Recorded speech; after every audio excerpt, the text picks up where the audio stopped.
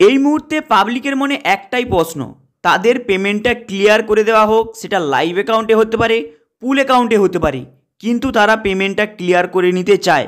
কিন্তু এইচডিএফএক্সের এমডি সেই 300% সম্পর্কে বলছে, কিন্তু এই মুহূর্তে এইসব জিনিস বলে আর কোনো লাভ নেই, কারণ পাবলিক যদি পেমেন্ট না পায় সেখানে হচ্ছে মেন প্রশ্নটা উঠবে।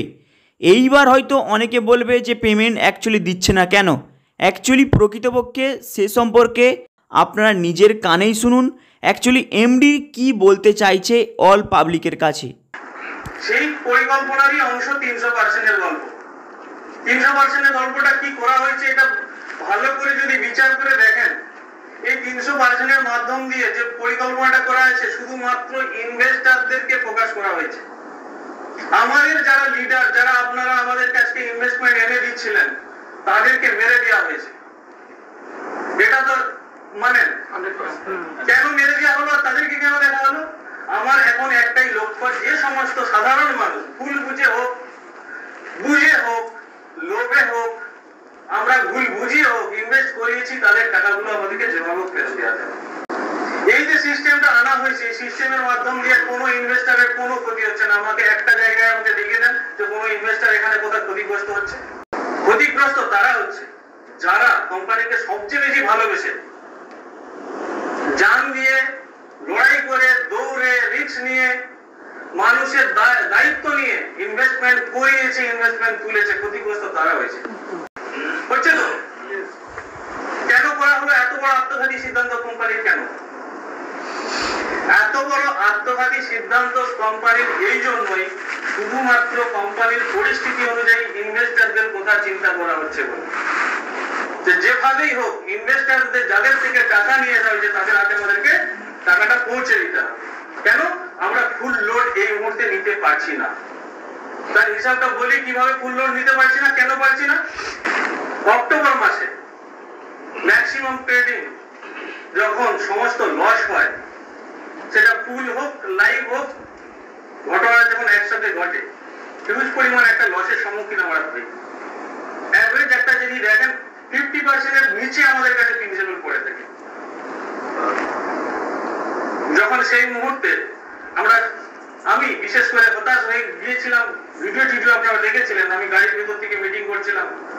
একটা ইউটিউবে ভিডিও তো সবসময় আমার বিরুদ্ধে বেরোয়, বিরুদ্ধে মানে আমার সম্পর্কে নেগেটিভ আলোচনা হয় ম্যাক্সিমাম টাইম, কিন্তু তার মধ্যে অনেকটা সততাও থাকে। রিয়েল তারাই তো প্রকাশ করে। তো সেখানে সেই মুহূর্তে আমি ভেবেছিলাম এই মুহূর্তে আমি ট্রেডিং করে এই পার্সেন্টেজ ডিস্ট্রিবিউশন করে 100 টাকা নিয়ে যদি আমি 23% ডিস্ট্রিবিউশন করি মাসে, আর এই 40 টাকা নিয়ে 23% ডিস্ট্রিবিউশন করাও সম্ভব না, কোম্পানিকে ঘুরে এই মুহূর্তে প্রিন্সিপাল রিকভার করা সম্ভব না। তখন এক জায়গায় আমরা বোধহয় নয়, আমার পরিষ্কার মনে আছে, আমি সকলকে একসময় চেয়েছিলাম যে 3 মাস সময় দেন, 3 মাসের মধ্যে রিকভার হয়ে যাবে, ট্রেডিং গুলো ক্লোজ করবেন না, এই ধরনের পরিস্থিতি নিলাম। কিন্তু মার্কেট যখন আরো নিচে যাচ্ছিল তখন সকলে আরো আতঙ্কিত হয়ে নিজে অনেকে ট্রেড ক্লোজ করেছে, অনেক লিডারের মাধ্যমে ট্রেড ক্লোজ হয়েছে, এবং সেখান থেকে আমাদের লিডার বা আপনারা যে সাপোর্ট করেছিলেন, একটাই আমার কাছে সাপোর্ট ছিল। সাপোর্টটা কি? সেই সাপোর্টটা ছিল যে এই মুহূর্তে আপনার কি লাগবে। আমি তখন দুটো জিনিস চেয়েছিলাম, যে একটু সময় লাগবে আর ব্যাকআপ লাগবে। ট্রেডিং ব্যবসা কতজন জানেন? ট্রেডিং যারা করেন তারা আমাকে বলুন, এই দুটো জিনিস ছাড়া ওই টাইমে আর কি লাগে? কিছু লাগে না তো। আমি সময় পেয়েছি, এটা আমাদের কাছে ছিল কৃতজ্ঞ। তো স্যার ব্যাকআপ সেইভাবে পাইনি। ব্যাকআপ কেন পাইনি? আমরা মার্কেটিং এর যে মার্কেটকে ধরে রাখার জন্য যে পরিকল্পনা নিয়েছিলাম সেই মুহূর্তে, সেটা ব্যর্থ হয়েছে। কোনটা? যে সিস্টেমটা চলছে সেই সিস্টেমটাই চালাতে হবে, এটা ছিল ভুল পরিকল্পনা। আপনি ওই মুহূর্তে লসটাকে রিকভার করবেন কি করে? যে সিস্টেমটা চলছিল সেই সিস্টেমটা চালাবেন, চলতে হবে সেই হিসাবে। সেখানে দেখা গেছে আমরা গ্রোথ দেখিয়েছিলাম, কত পার্সেন্ট করে গ্রোথ হচ্ছে। আমি আপনাদেরকে যদি একদম অনেকে চাইছে, অনেকে নানা রকম মেসেজ করছে, অডিটও দেখিয়ে দেব। এমনি তো সমস্ত হিসাব আপনাদের কাছে দেওয়াই আছে, কত পার্সেন্ট করে গ্রোথ হয়েছে। প্রত্যেকের টিমের পার্সেন্টেজ ডিস্ট্রিবিউশন সেম, কেননা প্রথম থেকে শেষ পর্যন্ত ডিস্ট্রিবিউশন সমস্ত অ্যামাউন্টের উপরে ডিস্ট্রিবিউশন হচ্ছিল। 23% করে ডিস্ট্রিবিউশন হয়েছে, 10% করে নতুন ফান্ড এসেছে। তাহলে কোম্পানির দিকে এক্সট্রা বেরোচ্ছে কত? 13%। 40 টাকার উপরে সেই 13% প্রতি মাসে বেড়ে যাওয়া সম্ভব নয়। 6 মাস আমরা পেমেন্ট দিয়েছি, শুধুমাত্র আপনাদের টিমের মধ্যে কিছু পেমেন্ট বাকি রয়ে গেছে। আপনাদের মতো কয়েকটা টিমের জানুয়ারি মাসের payment, September, October, November, December, January 5 মাস, 5 মাসের পেমেন্ট আমরা ক্লিয়ার করেছি যথা টাইমে, যেমন টাইমে বলেছিলাম ক্লিয়ার করেছি।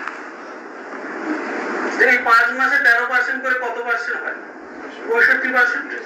তাহলে কোম্পানির কাছে মার্কেট বার প্রেসারটা কি হয়, কমছে না বাড়ছে?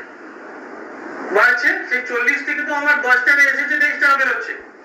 এই প্রেসারটা যখন বারবার কোম্পানির কাছে যাচ্ছে, তখন বারবার আমরা নানা রকম ভাবে পরিকল্পনা করে আমাদের টিমের মধ্যে নানা রকম পরিকল্পনা করে কি করছিলাম, বাধা ডালছিলাম, ক্রাইটেরিয়া দিয়ে দিচ্ছিলাম, এই করতে হবে, এত পার্সেন্ট গ্রোথ করতে হবে, এত করতে হবে, তত করতে হবে, এই করতে হবে, সেই করতে হবে। এতে কি হয়েছে, ক্ষতি আরো বেশি হয়েছে। বলে আমরা বেঁচে থাকার যে মূল জায়গাটা ছিল ব্যাকআপ ফ্লো, সেই ব্যাকআপ ফ্লো আরো দিনকে দিন কমতে থেকেছে। সেপ্টেম্বর মাসে তো বিজনেসই হয়নি, সেপ্টেম্বর অক্টোবরে, নভেম্বর দিকে বিজনেসটা এসেছিল। যাই হোক, যখন আমরা সিদ্ধান্ত নিলাম যে কিছু না কিছু একটা সিদ্ধান্ত নিতে হবে, আপনাদের সঙ্গে আলোচনা হলো মার্চ থেকে পেমেন্ট